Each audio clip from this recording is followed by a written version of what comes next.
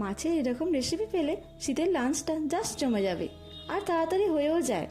প্রথমে পুদিনা পাতা, ধনে পাতা, কাঁচা লঙ্কা, রসুন, পেঁয়াজ, আদা দিয়ে একটা পেস্ট বানিয়ে নেব। এবার কড়াইয়ে তেল গরম করে মাছগুলো উল্টে পাল্টে লাল লাল করে ভেজে তুলে নেব।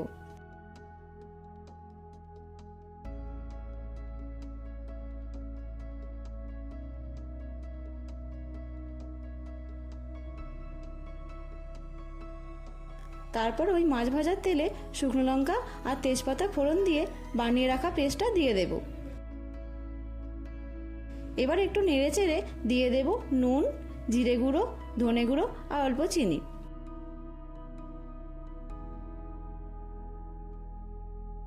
এবার এটা হতে দিতে হবে।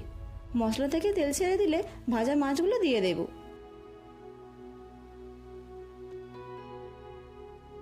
এবার আরেকটু ফুটিয়ে নিয়ে উপর থেকে কসুরি মেথি ছড়িয়ে পরিবেশন করলাম মাছের এই সুস্বাদু রেসিপি।